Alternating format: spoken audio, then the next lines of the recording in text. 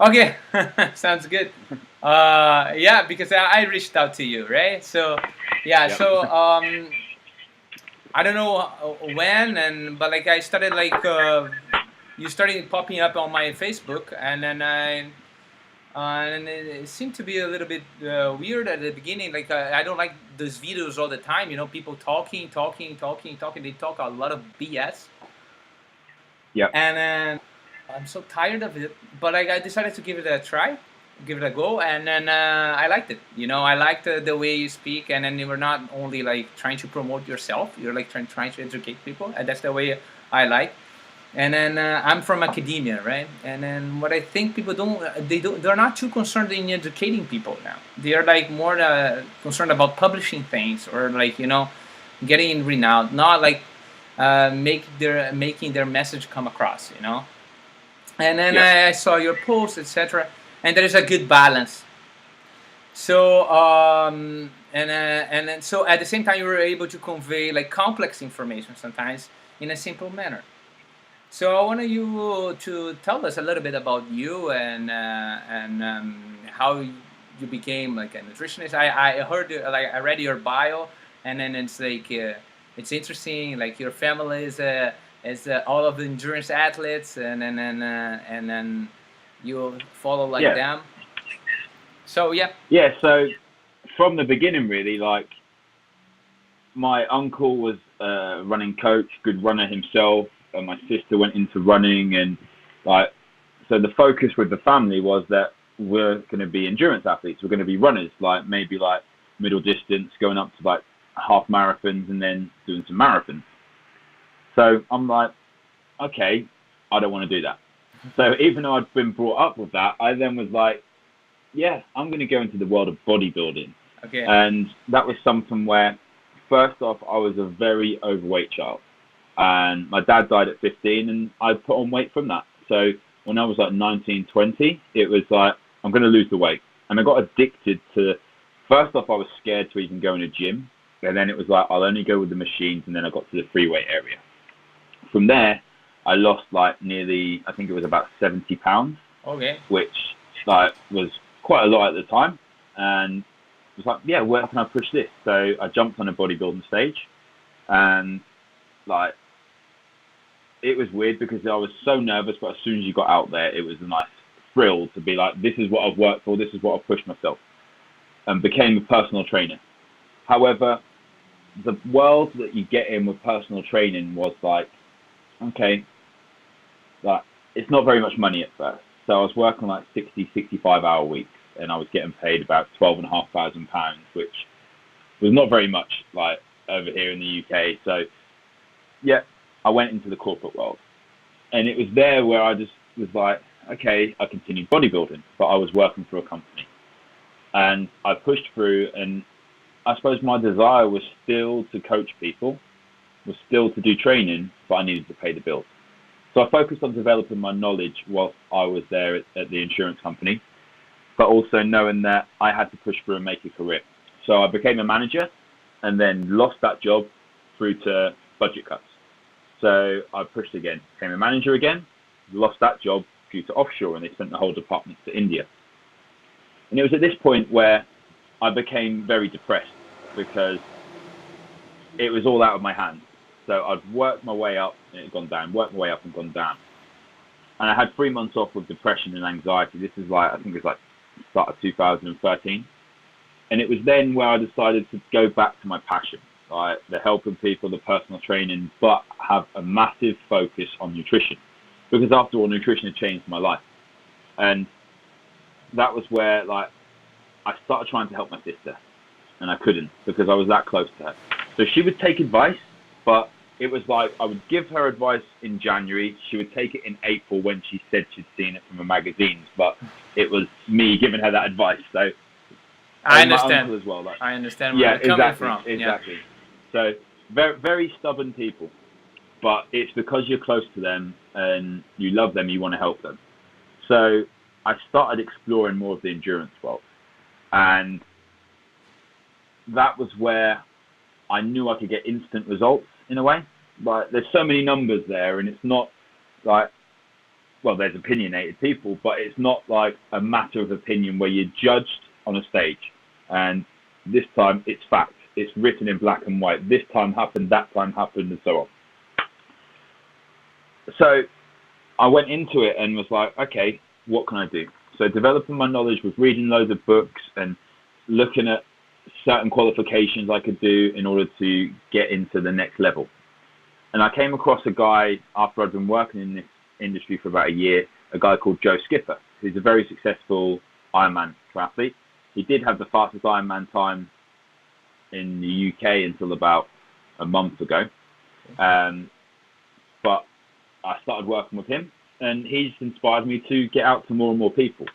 So that then spread and kind of blew up because of the amount of success I had with different people. So different pro triathletes, different runners, cyclists, and like more centered around triathlon. And then like I worked with different cyclists, and I'm like, okay, well, I actually like cycling myself. I was still weight training, and I liked running. Hated swimming. Absolutely hate swimming. So like when people say, why don't you do a triathlon? No. So it went from like one level to the other, and I developed a massive reputation of bringing nutrition to these athletes because, like you'll notice with yourself, there's a lot of focus on coaching, and then you get a lot of coaches who will add a little bit of nutrition knowledge. But people are quick to spend £5,000, £10,000 on a bike. They'll spend loads of money on a bike, but they don't want to invest in something that's going to help their health as well. Yeah. And that's something I became proud of doing, is that health is my first focus. Health is the thing that I want to improve first. And okay, it's arguable that when I get a client to a race, if they are a professional athlete, that my focus is not finishing that race unhealthy, it's finishing that race as fast as possible so they can get the most money out of it. But straight after that, the focus has to be on getting them back to 100% health. Because like, what's the point of them being successful in their races if they're not healthy to enjoy it afterwards? So developing ways, like I went back to Oxford Brookes University and worked on my education there, and like worked with different riders. Like I worked with Luke Durbridge in the Tour de France. I worked with him last year, although he's just crashed out this year. We're not working together now because Orica have got different budgets, so they actually provide the nutrition for everyone on the team. Yeah. And there's been other riders, other pro riders, and it's just been quite an amazing experience to be able to have the knowledge depth. And as you say, like loads of people have the knowledge up here, but when it comes out of here and someone's listening to it, they might as well be speaking a completely different language. So being able to take this knowledge and find a way to explain it to people in a way they understand, because like I wasn't ever this guy at school that could read really in-depth books, but when people like wrote something and said it in a way that I could understand, that was so much better received by myself. So I realized that I had to do that with clients.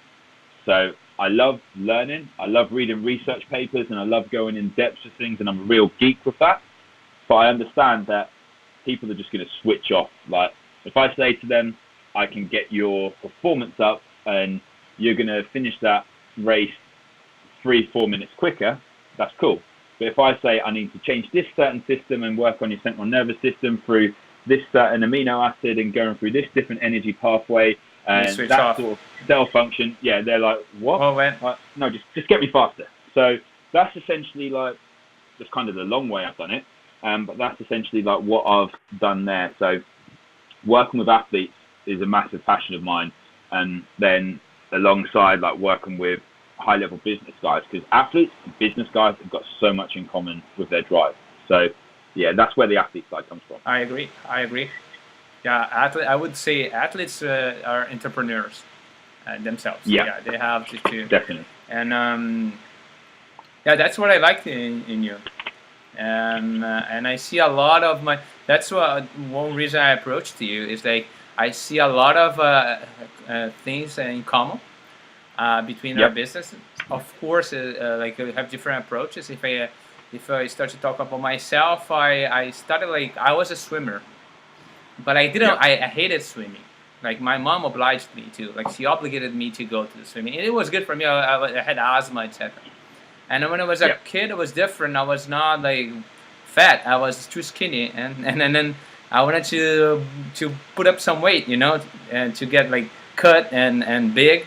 So when I was a teenager, I decided to go and lift some weights, and it didn't work for me. Like it worked, of course, it worked. I improved, like I increased a little bit my strength and my body type I was strong, but not as the other kids. They would gain Yeah. muscles very fast. But then one day I stepped on a treadmill, first time in my life. I swam in the past, but like I had swum in the past, but like, and then I was able to run 7Ks in 30 minutes.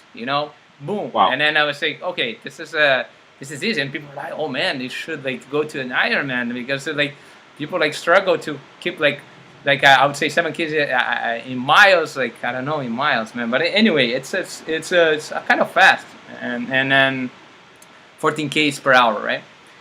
Yeah. So from that time on, I started to I know I'm about 18. I started to like training more and more like endurance. So it was like endurance looked. So I didn't look for endurance.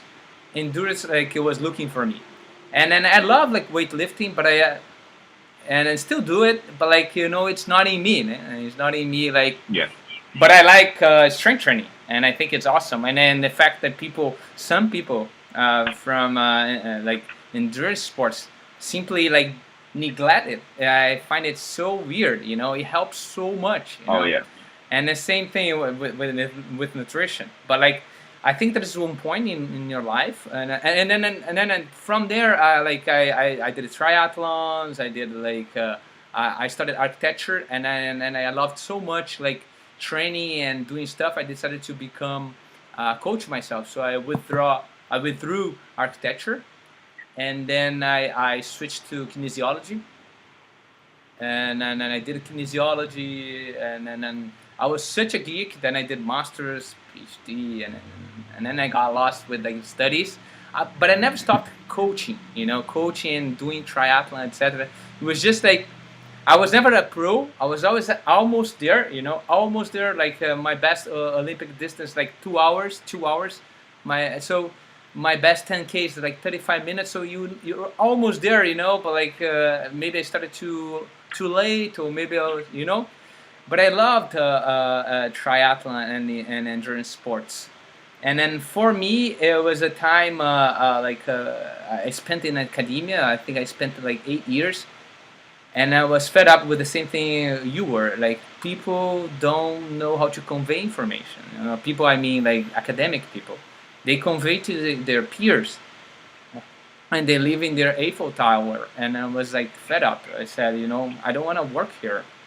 I don't wanna stay here. I wanna go all in. I wanna go back Yeah. to coach. And then like 3 years ago, I decided to go, and then I found this partner, my partner Felipe, who is a business guy. And then I always like needed someone from marketing and business, because I'm very focused on coaching, Yep. and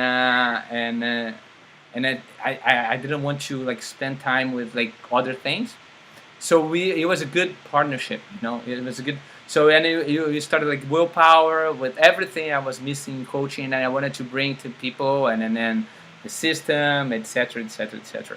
So that's how I. So I'm an entrepreneur as well. So and success, like the recent success impressed me, even myself. I was surprised. I was surprised by how much like people improved by little things, like you mentioned. Like I was also surprised by how little they have. They know, like I had a bunch of coaches. A lot of Yep. coaches, and they were like even I don't want to name anybody here, give names, but like I had national coaches. Like they had the best athletes, and most of them they follow recipes. They follow recipes, and then they what I missed in them, it was like they never looked at me. Like they looked and they were nice, and they were like this type of coaches. Like they yell at you and you feel motivated, but like, and then that's it. And then that's it. And then it's like it's just a facade. It's like it's nothing. Yeah. And then I wanted something better. I want something more tailored, really tailored, and it requires work. It requires a lot Definitely. of investigation. Every person for us is a case study. you know. And then more or less what I see when you talk about your clients and you post their pictures and you post they're happy, etc. And also Yeah. when I mentioned people should be healthy. Of course, athletes should be healthy to Yeah. be able to compete consistently as well. Not only like people who win, these athletes, they appear one time, they break a record and they disappear. So I'd Yeah. rather like have someone who getting like podiums for years than one guy that wins one day and they have to be healthy. But at the same time, Yeah. they have to understand there is a trade-off between performance and be completely healthy and fun and relaxed. There is a little bit of trade-off. Uh, Yep. so that's why I didn't go to this fitness world and because I don't know, the like nowadays this like I need to be healthy, I need to be relaxed, I need to be uh, nice, I need to drink beer. It doesn't exist. It doesn't. Yeah. It's possible, but there's a little bit of compromise, and people need to know that. Yeah. And I It's see this finding in that your balance. videos. Yeah, find the balance, Yeah. and then it's not like I'll go part every day. I go to parties every day, and I can do an Ironman. And that's I don't think I don't think so. Yeah. I think like you touched on it there, like with regards to like coaching people, there's two sorts of people. There's a trainer and there's a coach. And I believe a trainer is like a lot of the times where you get an athlete who has been a good athlete, but they're not a very good coach. So they tell people what to do, but don't explain why they're doing it. Now, what I've taken my pride in is that, okay, people could say that you run, you cycle, you lift heavy weights, and this sort of stuff, and you've been bodybuilding in the past. Like, you've never done a triathlon. It's like, no, but look at the results I've had with triathletes. And a lot of people that coach people in the Tour de France have never done a Tour de France. So does that mean they can't do it? Like, can a guy not coach a girl because he's never been a girl? There's so many different things like that, and we look at like examples with footballers. Like Jose Mourinho is one of the most successful coaches in the world, and he was a translator for Bobby Robson. He was a translator at Barcelona. So there's a different mentality. It's knowing what it feels like to push things. It's knowing what it feels like to push through these pain barriers and to take things up a notch. But also, there's knowing how to translate the coaching method, how to translate what you're doing to clients. And I believe that's what makes a good coach. Like, it doesn't matter to the point where they need to have done the exact same thing they are actually telling someone to do. But what matters is that they can resonate and really push that client to the next level. Their passion is helping that client. Their passion is not helping themselves get ahead. It's through helping those clients, which I love. And that's what resonated when you spoke to me about what you do. Yeah. And I see when you mentioned this coach, I had so many like that. They're the stars. Not their clients. And for me, like my clients or our clients, because we are partnerships, they are our stars. They are like the main actors, not you. Yeah. You is like you're there, yeah, and maybe you're like a guide, etc. But there's something I want to ask you as well. There are like a few questions, and I find interesting because there is a difference between coaching, like being a trainer, and coaching like sports, and being a nutritionist. And then I think the main difference, nutrition, is much more touchy. And then we talk about like needs, like you talk about like hunger, you talk about like Yeah. you can easily not train or not to train or not exercise and survive, right? But There's no to. need. Yeah, like whereas when you have to eat, and then how Yeah. can you deal with that? How do you like balance this with your clients? How do you talk to them? Well, the first thing is just knowing your client.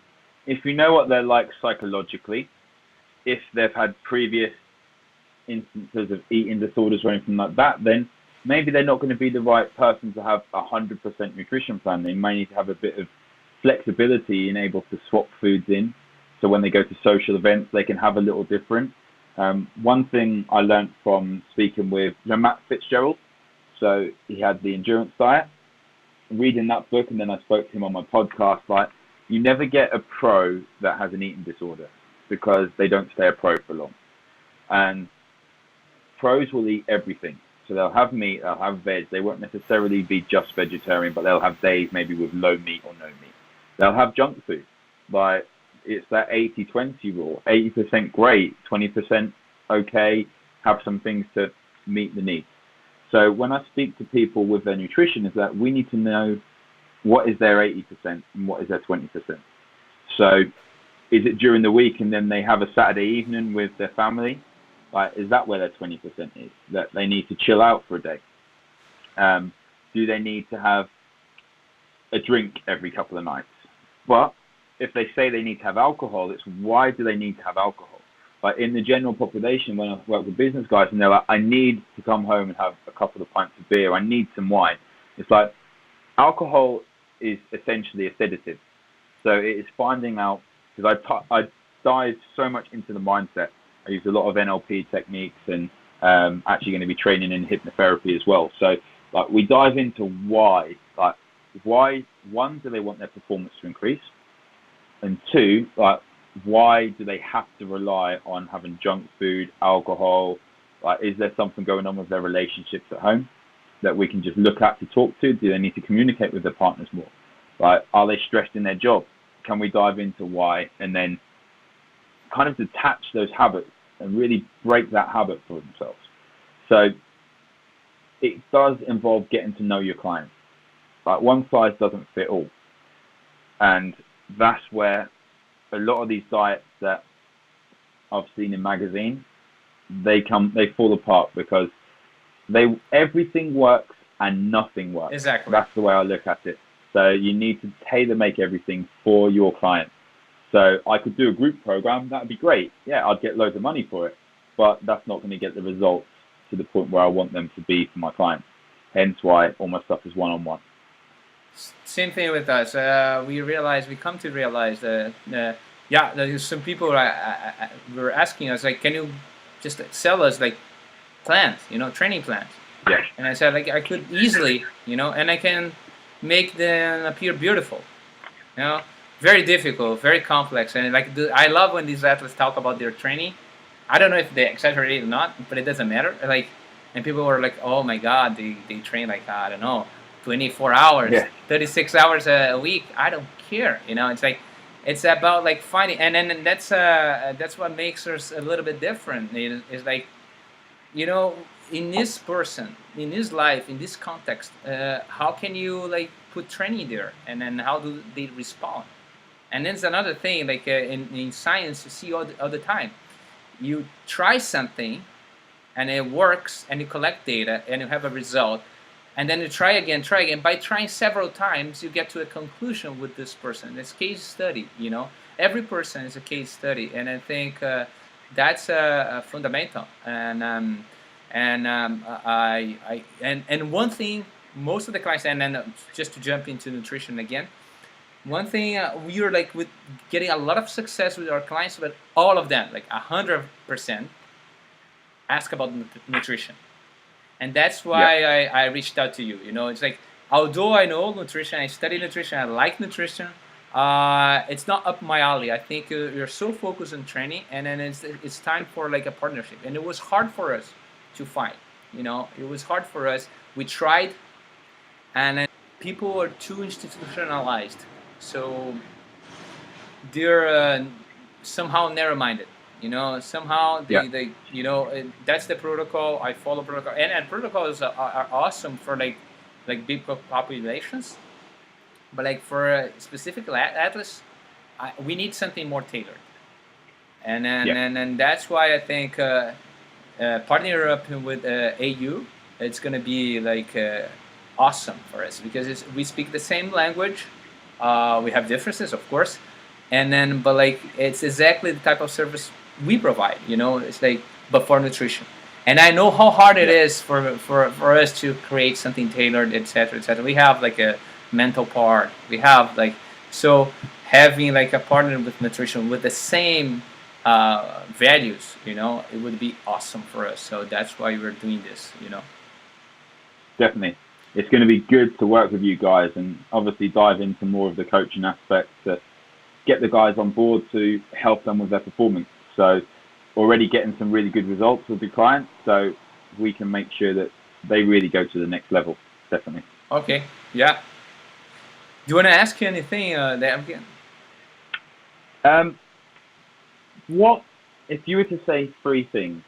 What three things do you think are your biggest values as as a coaching company, as WheelPower Uh, to your clients? I think first of all, I think we already mentioned, but I'll say it again. It's tailored to the client.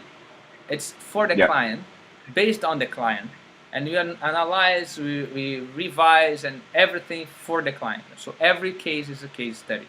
That's the first thing. I think the second thing is like I know it became a cliche, but not many people do it. We are scientifically based, and not only based, we use science. Like use data analysis for real. So it's not like some apps there and softwares out there. People like claim they use it, etc. But it's just like they display data. Display is one thing. What do you do with the data? Yeah, give me all the yeah, data, and then we are doing research on that. Like, so this is the second part, and the third part is like learning with the client. You know, not like just this like the coach approach is normally I know everything. Like not like most of the coaches. yeah, Sorry, I know everything, and you learn with me.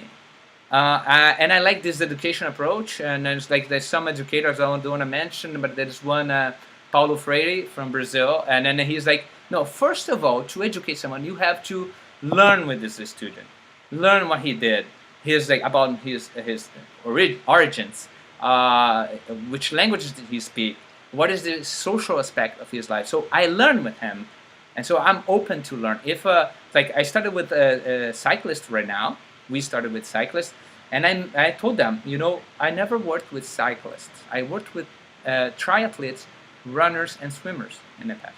I was a swimming coach. I never worked with a client with a cyclist, and I have to learn a lot. And at the beginning, they were ooh, and now they're getting a lot of results. And I say, and I said, they come to me and say, oh, Fabio, that's awesome, it's great, etc. And then it's like I learned a great deal, man.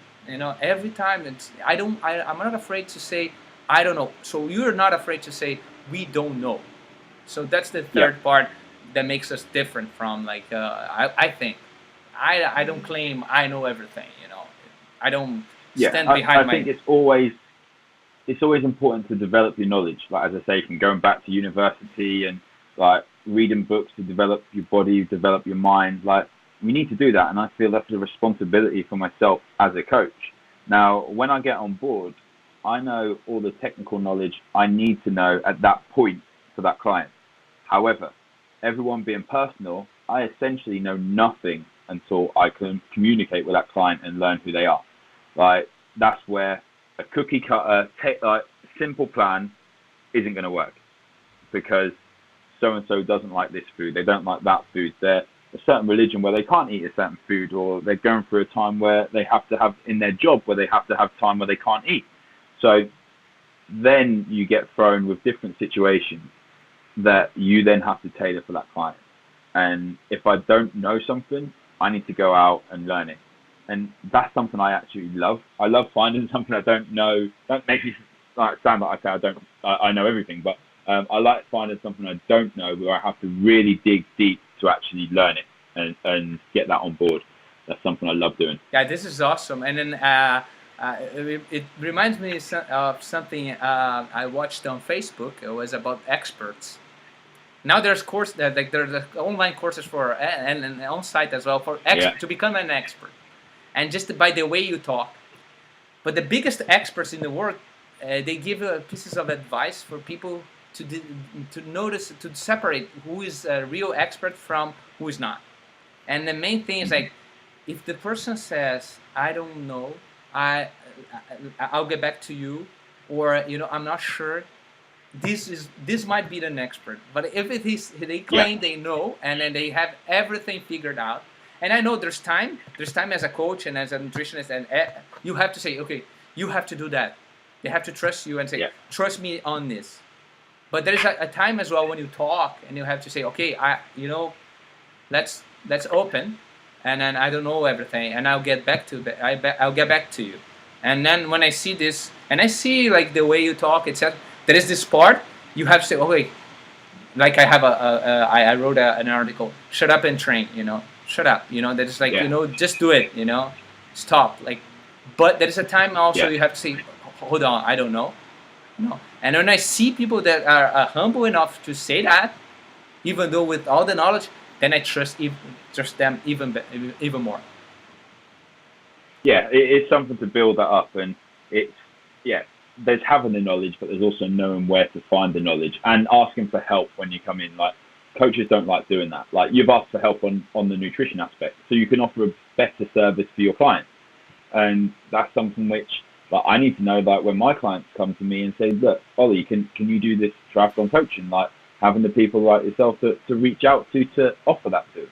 And you build that network up, and that's your responsibility as a coach to be able to provide it to your clients. So it's something that we all agree on, and is going to just bring a better service, more functional and more higher level service for everyone around. I agree. Ollie, I just look at my watch. Oh my God. I think we need to finish. It was very pleasant to talk to you. It's always a pleasure to talk to you, and then I could like go on and on because I feel like we have a vibe here. But I gotta go. But it's been good to speak to you. Go and get to your appointment. Okay, thank you.